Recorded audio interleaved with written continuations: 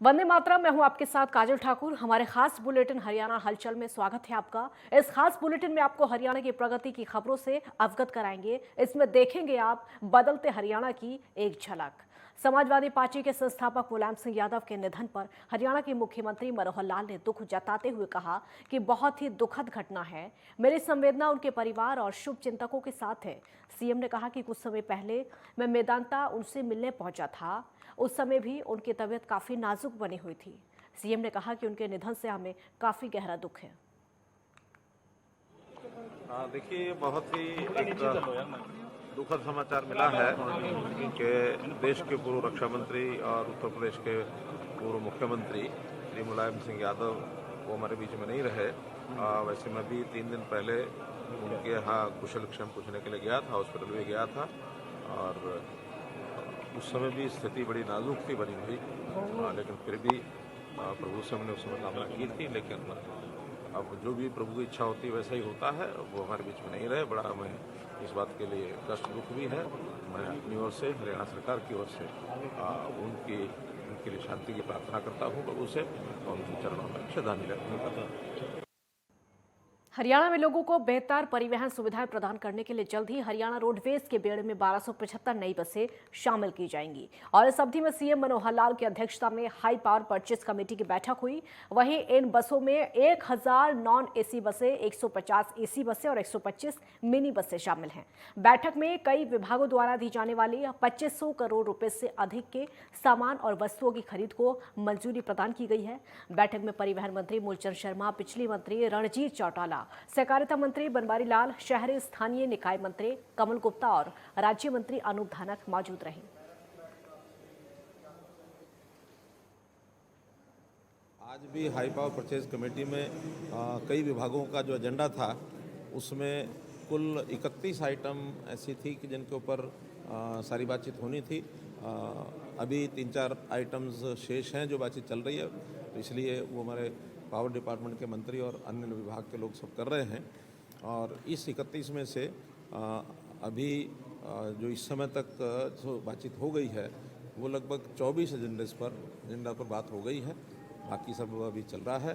कुल जो आज के विशेष परचेज में 1300 बसेस, जिसमें 1000 डीजल बसेज हैं और 300 बसेस मिनी बस और एसी बसेस ये सब ली गई हैं। और साथ ही एक बड़ा जो काम है वो जो आज अभी रेफर किया है उसके अंदर जो बायोमास पैलेट्स बनाने के लिए पराली को एक माध्यम से पैलेट बनाने का एक टेंडर वो 1 सप्ताह के बाद फिर करेंगे। कुछ उनके साथ मीटिंग करेंगे और इसके अलावा जो आज फाइनल हो गए हैं वो 2500 करोड़ रुपए का और कुल मिलाकर परचेज जो है।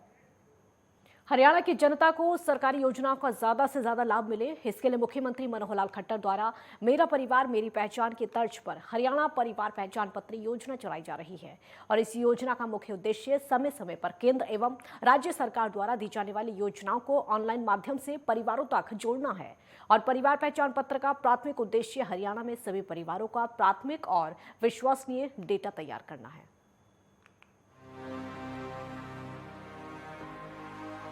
हरियाणा सरकार ने मुख्यमंत्री मनोहर लाल खट्टर के नेतृत्व में राज्य में कई सामाजिक कल्याणकारी योजनाएं शुरू की हैं। हरियाणा सरकार की सभी योजनाएं मूल रूप से गरीब, महिलाओं, बच्चों, वृद्धों और आर्थिक रूप से कमजोर वर्ग के लोगों के कल्याण पर केंद्रित है। इन्हीं में से एक योजना है परिवार पहचान पत्र योजना। इस योजना की शुरुआत हरियाणा के मुख्यमंत्री मनोहर लाल खट्टर जी के द्वारा की गई है। इस योजना की वजह से हरियाणा राज्य के नागरिकों को केंद्रीय सरकारी योजना और राज्य सरकारी योजनाओं का लाभ मिल रहा है। परिवार पहचान पत्र में 8 अंकों की एक संख्या लिखी होती है। ये एक विशेष प्रकार के पहचान पत्र होते हैं जिसका लाभ हरियाणा के प्रत्येक परिवार को मिलता है। परिवार पहचान पत्र का आवेदन करने के लिए उम्मीदवारों को कुछ दस्तावेजों की जरूरत होती है, जैसे कि आवेदक का आधार कार्ड, पासपोर्ट साइज फोटो, आय प्रमाण पत्र, निवास प्रमाण पत्र, परिवार के अन्य पहचान दस्तावेज, वैवाहिक स्थिति, मोबाइल नंबर, और हस्ताक्षर। हरियाणा परिवार पहचान पत्र से जहां एक तरफ आम जनता को लाभ मिल रहा है, वहीं दूसरी तरफ इस योजना से राज्य में हो रहे भ्रष्टाचार को कम किया गया है और जितने भी लाभार्थी हैं उनकी पारदर्शिता सामने आई है। साथ ही जो नागरिक योजना के सही हकदार हैं उन तक स्कीम का लाभ पहुंचाया गया है। Desk report, network 10। मुख्यमंत्री मनोहर लाल के नेतृत्व में हरियाणा सरकार प्रदेश के अंत्योदय परिवारों के लाभ के लिए स्वास्थ्य सेवाओं पर पूरा ध्यान दे रही है और इसी के तहत जहां एक तरफ हरियाणा में हेल्थ इंफ्रास्ट्रक्चर पर जोर दिया जा रहा है तो वहीं दूसरी तरफ आयुष्मान भारत योजना के जरिए हरियाणा के 22 लाख परिवार लाभान्वित होंगे। मुख्यमंत्री श्री मनोहर लाल के नेतृत्व में आज प्रदेश में अंत्योदय परिवारों को भी स्वास्थ्य सुविधाओं का लाभ मिल रहा है। पिछले 8 सालों में सरकारी चिकित्सा व्यवस्था को सुदृढ़ करने की मुख्यमंत्री की दूरदर्शिता के परिणाम स्वरूप आज प्रदेश में बड़ी बीमारियों के महंगे इलाज भी मुफ्त या सस्ती दरों पर उपलब्ध हो रहे हैं। हर जरूरतमंद व्यक्ति तक स्वास्थ्य सुविधाओं की पहुंच बनी है और जनमानस के लिए सही मायने में ये सरकार मनोहर सरकार साबित हो रही है। मुख्यमंत्री श्री मनोहर लाल के कार्यकाल के दौरान स्वास्थ्य क्षेत्र में हरियाणा की तस्वीर बदली है। स्वास्थ्य क्षेत्र में पिछले 8 वर्षों में हरियाणा ने जिस गति से प्रगति की है वो अपने आप में उल्लेखनीय है। वर्तमान सरकार के कार्यकाल के दौरान प्रदेश में medical college, dental college, homeopathic college, nursing college और स्कूल इत्यादि की संख्या में बढ़ोतरी हुई है। वर्ष 2014 में प्रदेश में 7 मेडिकल कॉलेज थे और MBBS सीटें केवल 700 थी। वर्तमान सरकार के कार्यकाल के दौरान 6 कॉलेज खोले गए हैं और आज MBBS सीटों की संख्या बढ़कर 1735 हो गई है। प्रत्येक व्यक्ति विशेषकर जरूरतमंदों को स्वास्थ्य सुविधाओं का लाभ मिले, इसी ध्येय के साथ राज्य सरकार आगे बढ़ रही है। प्रदेश सरकार द्वारा स्वास्थ्य क्षेत्र में किए जा रहे अथक प्रयासों को राष्ट्रीय स्तर पर भी सराहा जा रहा है। प्रदेश में मेडिकल कॉलेज में क्रिटिकल केयर ICU की स्थापना के लिए हरियाणा सरकार को अटल बिहारी वाजपेयी सुशासन पुरस्कार 2021 से सम्मानित किया गया है। स्वास्थ्य सुविधाओं को और सुदृढ़ करने के लिए राज्य सरकार द्वारा निरंतर हेल्थ इंफ्रास्ट्रक्चर पर जोर दिया जा रहा है। जिला करनाल के कुटेल में Pandit Deendayal Upadhyaya university of health science स्थापित की जा रही है, जो जल्द ही बनकर तैयार होगी। इस यूनिवर्सिटी में 750 बेड का सुपर स्पेशलिटी अस्पताल और अनुसंधान विभाग भी होंगे। इसी प्रकार प्रदेश में 9 मेडिकल कॉलेज बनाए जा रहे हैं, जिसमें भिवानी में पंडित नेकी राम शर्मा राजकीय मेडिकल कॉलेज, जींद में राजकीय मेडिकल कॉलेज, फरीदाबाद के छायनसा में अटल बिहारी वाजपेयी राजकीय मेडिकल कॉलेज, नारनौल के कोरियावास में गवर्नमेंट मेडिकल कॉलेज एवं अस्पताल, कैथल, सिरसा और यमुनानगर में राजकीय मेडिकल कॉलेज, गुरुग्राम में गवर्नमेंट मेडिकल कॉलेज एवं अस्पताल तथा करनाल में कल्पना चावला राजकीय मेडिकल कॉलेज चरण 2 शामिल है। इसके अलावा रेवाड़ी में एम्स भी बनाया जा रहा है, जो हरियाणा की स्वास्थ्य सुविधाओं के लिए मील का पत्थर साबित होगा।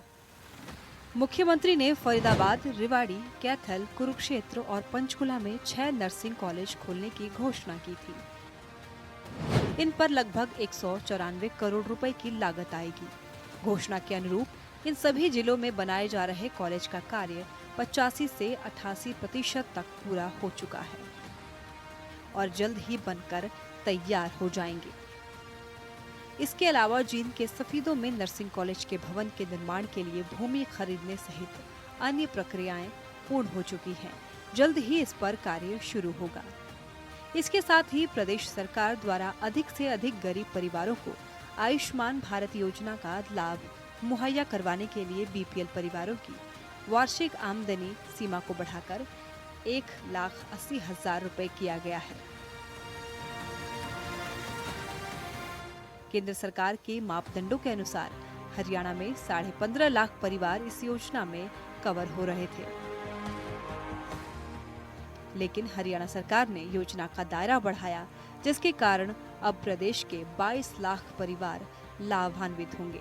इन सब परिवार को आयुष्मान भारत योजना के तहत 5 लाख रुपए तक की निशुल्क चिकित्सा सुविधा मुहैया करवाई जाएगी।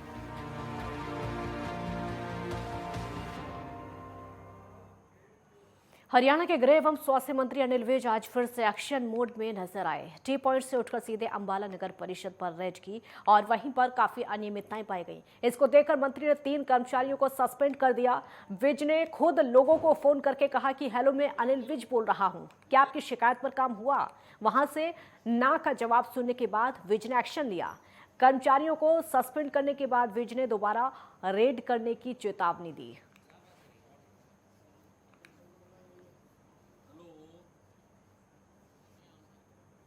जो लोगों की शिकायतें आती हैं, लेटर आते हैं, वो चेक किया है और उसमें बहुत सारी अनियमितताएं पाई गई हैं। लोगों की शिकायतों पर भी कार्रवाई नहीं हो रही है। कई कई दिनों तक मैंने उन लोगों से फ़ोन करके पूछा कि आपने ट्यूबलाइट की दरखास्त दी थी, वो जली या नहीं जली?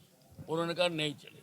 2 मैंने करे चेक, 2 लोगों को मैंने फ़ोन किया, उनका कोई काम नहीं हुआ। और एक तो डिप्टी कमिश्नर महोदय का आदेश आया हुआ किसी की एनक्रोचमेंट गिराने के लिए, उस पर भी इन्होंने कोई काम नहीं किया हुआ।